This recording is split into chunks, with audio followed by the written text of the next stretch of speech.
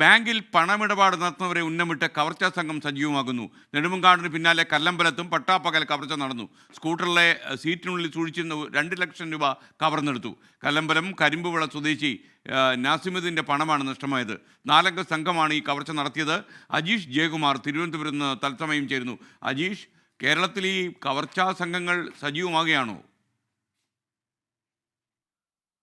എന്തായാലും കഴിഞ്ഞ സെപ്റ്റംബർ 26-ന് തിരുവനന്തപുരത്ത് നെടുമങ്ങാടും സമാനമായ ഒരു സംഭവം നടന്നിരുന്നു. അന്ന് കാനറ ബാങ്ക് നെടുമങ്ങാട് ശാഖയിൽ നിന്ന് പണമെടുത്ത് പുറത്തു പോയിരുന്ന താന്നിമൂട് സ്വദേശിയായിട്ടുള്ള ഹുസൈനിന്റെ 1 ലക്ഷം രൂപയായിരുന്നു ഈ 4 അംഗ സംഘം കവർന്നത്. സമാനമായിട്ടൊരു രീതിയിലായിരുന്നു ഇന്ന് കല്ലമ്പലത്ത് മോഷണം നടന്നത്. ഇന്ന് ഉച്ചയ്ക്ക് 2 മണിക്ക് പട്ടാപ്പകലായിരുന്നു ഈ മോഷണം നടന്നത്.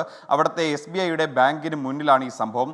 അവിടെ ഈ നാസിമുദ്ദീൻ ഒരു സ്ഥലക്കച്ചവടത്തിന്റെ ഇടനിലക്കാരനാണ്. ഒരു സ്ഥലക്കച്ചവടത്തിന്റെ വിറ്റതിന്റെ കമ്മീഷൻ തുകയുമായി അവിടെ എത്തിയതായിരുന്നു. തൻ്റെ സ്കൂട്ടറിലാണ് അവിടെ എത്തിയത്. ഈ സ്കൂട്ടറിന്റെ പിൻസീറ്റിലായിരുന്നു ഈ പണം സൂക്ഷിച്ചിരുന്നത്. അവിടെ എത്തി തൻ്റെ പാർട്ട്ണർമാർക്ക് കുറച്ച് തുക കൈമാറിയിരുന്നു. ഈ സമയത്ത് അവിടെ ഈ ബാങ്കിന് മുന്നിൽ ഉണ്ടായിരുന്ന ഈ സംഘം, ഇതിൽ 2 പേർ ബാങ്കിനുള്ളിലും 2 പേർ ബാങ്കിന് പുറത്തായിരുന്നു ഉണ്ടായിരുന്നത്.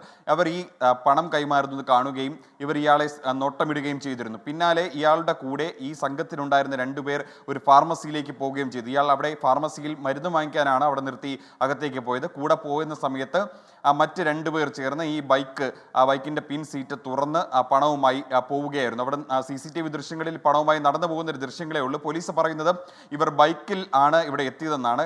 സമാനമായി കഴിഞ്ഞ മാസം നടന്ന സംഭവത്തിൽ ഇവർ ഒരു കാറായിരുന്നു ഉപയോഗിച്ചിരുന്നത്. അത് പക്ഷേ ഈ ഹുസൈന് നാളെ പിന്തുടർന്ന് പോയിട്ടാണ് പണം കവർന്നെടുത്തത്. എന്തായാലും ഈ നെടുമങ്ങാട് DYSPയുടെ നേതൃത്വത്തിൽ കഴിഞ്ഞ ദിവസം ഒരു 3 അംഗ സംഘത്തെ, പ്രത്യേക അന്വേഷണ സംഘത്തെ നിയോഗിച്ചിരുന്നു. അവരിപ്പോഴും അന്വേഷണം നടത്തിക്കൊണ്ടിരിക്കുകയാണ്. ഇവർ ഉപയോഗിച്ചിരിക്കുന്ന കാറിന്റെ നമ്പർ പ്ലേറ്റ് വ്യാജമാണ്. അത് കോട്ടയത്തെ ഒരു ബാങ്ക് ഉദ്യോഗസ്ഥന്റെ പേരിലുള്ള വാഹനത്തിന്റെ നമ്പർ പ്ലേറ്റ് ആണ്. ഇവരെ കണ്ടെത്താൻ ഇതുവരെയ്ക്കും പോലീസിന് സാധിച്ചിട്ടില്ല. സമാന സംഭവങ്ങൾ ആവർത്തിക്കുമ്പോൾ പോലീസ് കൂടുതൽ കാര്യക്ഷമമായി ഇടപെടണമെന്നാണ് നാട്ടുകാരുടെ ഒരു ആവശ്യം.